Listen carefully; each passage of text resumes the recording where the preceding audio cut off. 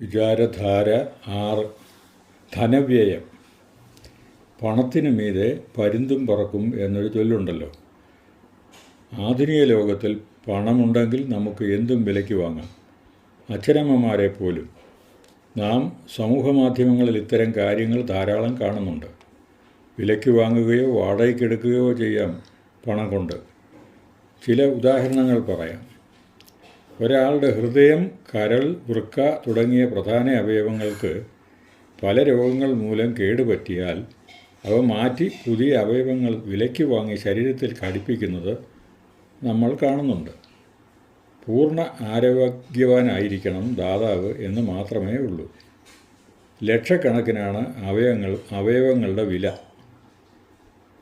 മറ്റൊന്ന്, മാതാപിതാക്കളില്ലാത്ത സ്ത്രീ പുരുഷന്മാർക്ക് വിവാഹ കമ്പോളത്തിൽ മതിപ്പില്ല. വിവാഹം ആലോചിക്കാൻ ചെല്ലുമ്പോൾ അച്ഛനെ കൂടെ കൊണ്ടു ചെല്ലണം. സ്വന്തം അച്ഛനില്ലാത്തവർ ഒരച്ഛനെ വാടകയ്ക്കെടുക്കുന്നത് സിനിമയിൽ മാത്രമല്ല, യഥാർത്ഥ ജീവിതത്തിലും നമ്മൾ കാണുന്നുണ്ട്. ഇതിനൊക്കെ പണച്ചിലവുണ്ട്. മറ്റൊന്ന്, കൈക്കൂലി പലതരത്തിലുണ്ട്. ഉദ്യോഗലബ്ധിക്കും പ്രൊമോഷനും ഒക്കെ കൈക്കൂലി കൊടുക്കുന്നത് പണ്ടേ നമ്മൾ കണ്ടിട്ടും കേട്ടിട്ടുമുണ്ട്. നമുക്കൊരു ഉദ്യോഗത്തിനും പ്രൈവറ്റ് ജോലിക്കും ഈ പ്രവണത കാണുന്നുണ്ട്. സർക്കാർ ഉദ്യോഗത്തിനും പ്രൈവറ്റ് ജോലിക്കും ഈ പ്രവണത കാണാറുണ്ട്. പിന്നെ ദാനധർമ്മങ്ങൾക്കായി പണം ചെലവാക്കുന്ന ധർമ്മിഷ്ഠരുണ്ട് നമുക്കിടയിൽ. അവർ സമൂഹത്തിൽ ഉന്നതസ്ഥാനം നേടിയെടുക്കുന്നതിൽ അത്ഭുതപ്പെടാനില്ല. എലോൺ മസ്കോ, അംബാനിയോ ഒക്കെ അക്കൂട്ടത്തിൽപ്പെടും. ഇതുപോലെ നമുക്കറിയാവുന്നതും അറിയാൻ പാടില്ലാത്തവരും ആയി അനവധി പേരുണ്ട്. ഇനി ദരിദ്രരായ കുട്ടികളുടെ പഠനച്ചെലവിന് സ്പോൺസർ ചെയ്യുന്നവരുണ്ട്. അവരിൽ പലരും അറിയപ്പെടാൻ ആഗ്രഹിക്കാത്തവരുമാണ്. മറ്റൊന്ന്, രാഷ്ട്രീയത്തിൽ സ്ഥാനമാനങ്ങൾക്കും ഇലക്ഷന് സ്ഥാനാർത്ഥിയാകുന്നതിനുമൊക്കെ ഇന്ന് പണം വാരിക്കോരി എറിയുന്നവരുണ്ട് എന്ന് കേൾക്കുന്നു. ഇവയിൽ പലതും സത്യമാകണമെന്നില്ല, എന്നാലും ചിലതൊക്കെ. ധനസമ്പാദനത്തിനായി സ്വർണ്ണക്കടത്തും കള്ളക്കടത്തും കള്ളനോട്ടുമൊക്കെ പണ്ടേയുണ്ട്. ഈ കാര്യങ്ങളിൽ രാഷ്ട്രീയത്തിലും സമൂഹത്തിലുമുള്ള ഉന്നതന്മാരുൾപ്പെടുന്നു എന്നത് നാട്ടിൽ പാട്ടാണ്. അധികാരത്തിലിരിക്കുന്നവർ ഇതിനായി പോലീസ് ഉദ്യോഗസ്ഥന്മാരെ വിനിയോഗിക്കുന്നുണ്ട് എന്ന് കേൾക്കുന്നു.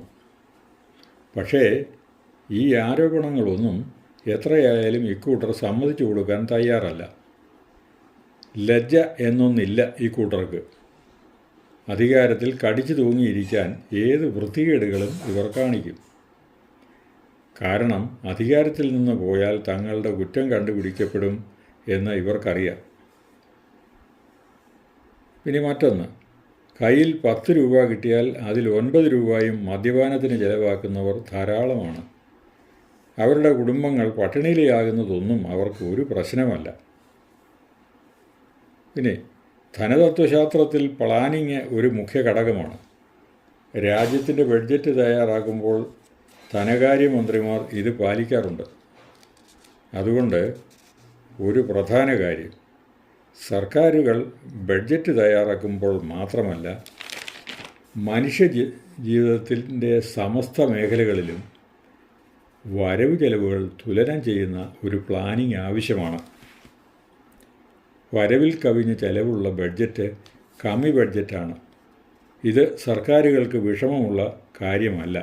എന്നാൽ സാധാരണക്കാർ കമ്മി ബഡ്ജറ്റ് ഉണ്ടാക്കിയാൽ ജീവിതം താറുമാറാകാനാണ് സാധ്യത. ഇനി ഒരു പ്രധാന കാര്യം, കടം മേടിക്കുകയോ കൊടുക്കുകയോ ചെയ്യരുത്. ഉള്ളതുകൊണ്ട് ഓണം പോലെ എന്ന് കേട്ടിട്ടില്ലേ? അത് മതി. അല്ലെങ്കിൽ ബലൂൺ പോലെ പെട്ടെന്നായിരിക്കും പൊട്ടുന്നത്. ഇത്രയുമൊക്കെ പറഞ്ഞതിൻ്റെ രത്നച്ചുരുക്കം ഇതാണ്: ധനം വ്യയം ചെയ്യുമ്പോൾ സൂക്ഷിക്കണം. അത് പ്രയോജനപ്രദമായതും സൽക്കർമ്മങ്ങൾക്ക് വേണ്ടിയും ആയാൽ നന്ന. ഇനി അല്ലെങ്കിൽ തന്നെ പൊട്ടക്കിണറ്റിൽ കല്ലെറിയുന്നത് പോലെ ആവരുത്. ധനം മാത്രമല്ല, ഈ ഭൂമിയിലുള്ള സകല വസ്തുക്കളും നമുക്ക് എല്ലാവർക്കും കൂടിയുള്ളതാണ്. അല്ലാതെ കയ്യൂക്കുള്ളവന് മാത്രമുള്ളതല്ല. കയ്യൂക്കുള്ളവൻ കാര്യക്കാരൻ എന്ന നയം പാടില്ല. ഇതാണ് ഏറ്റവും പ്രധാന കാര്യം.